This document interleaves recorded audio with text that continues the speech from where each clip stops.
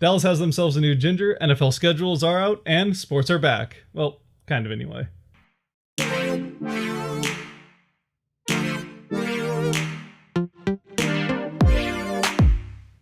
A little over a week ago, the Bengals decided to release quarterback Andy Dalton, even though he was one of the only parts of that team that could be at least described as average. And then within days, the Cowboys, who had just opened up the role for lead redhead on the team, decided to snatch him up, signing him to a one-year $7 million deal. The signing was, at least to me, a surprise because Dalton is still very much a starting level quarterback in the NFL, and Dallas supposedly already has their franchise guy in Dak Prescott, even if he is asking for way more than he's worth with the new contract. And I mean, it's not like it's a secret that Dallas and Dak don't seem to be on the same page or even the same book when it comes to getting a new deal done. So when rumors started to spread that a Cowboy source was telling people that the signing of Dalton had nothing to do with the contract issues with Dak, that was about as believable as if the Packers had been promising Rodgers that they were going to get him some weapons in the draft.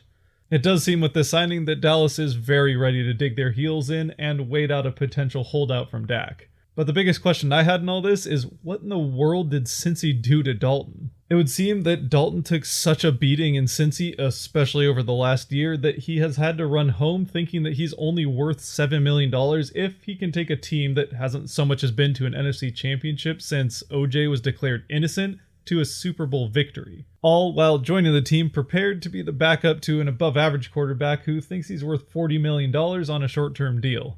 And if that's what Cincy can do to Dalton, then all I can say is, good luck, Burrow. You're gonna need it. As far as players who have actually been to a Super Bowl go, though, this week we also heard from 49ers cornerback Richard Sherman, who, when asked if he blamed Jimmy Garoppolo in any way for the loss to Kansas City in the Super Bowl, replied with, "Jimmy doesn't play defense. We had a 10-point lead. If we get the guy a stop, we win the game." Which, at face value, that's fair. I mean, granted, the 49ers offense, after getting that 10-point lead, did only manage 50 yards on 17 plays in 4 drives, the last of which ended in an interception.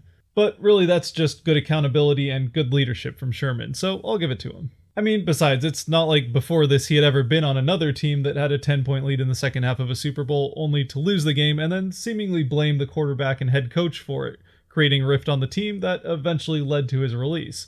That definitely never happened. But really, my favorite description for who was actually to blame for this loss is this one from Casey Shadows 838 from Reddit. And granted, that is kind of a weak headline, but that's just kind of where we're at with this sports lockdown.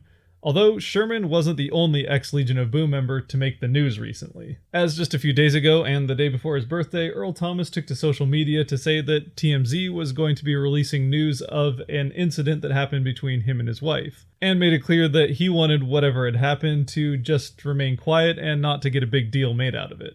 Unfortunately for Earl, when you're a star athlete, that's just not quite how it works, especially when it comes to domestic issues that have the police involved, and when the only other big news in the sports world is who Dallas's new backup quarterback is. So, of course, people jumped all over this, assuming that Earl was the aggressor in whatever had happened, and making very sure to point out that the Ravens had a zero-tolerance policy for this kind of thing after the Ray Rice incident, only to find out just hours later that it was actually Earl who had been held at gunpoint by his wife. But then, as if that wasn't crazy enough, we found out the reason that all of this happening was even wilder. After hearing that Earl was supposedly cheating on her, his wife decided to grab a gun, 2 friends, and go to confront him at an Airbnb, where they found Earl in bed with 2 women, and his brother.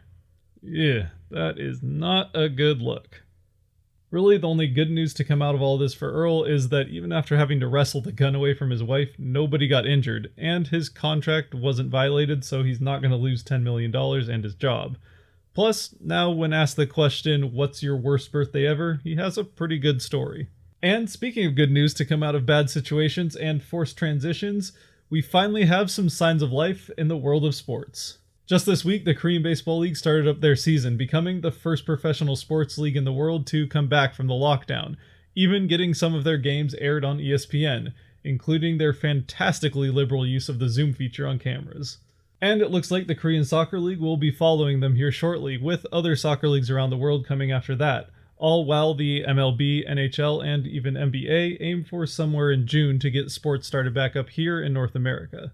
But to be fair, June does still seem like a long way away, especially when we don't actually have hard dates. And if you aren't willing to or can't stay up until the early hours of the morning to watch the KBO, there is still one professional sporting event coming up here on the calendar. That being one last round of Manning vs. Brady, as they pair up with Tiger Woods and Phil Mickelson for a charity golfing event happening on May 24th. And if you're worried about that not being entertaining enough, all I can say is that it seems Manning is determined to make sure that it is. And at the very least, it will be the highest level of golf that we will have seen in months.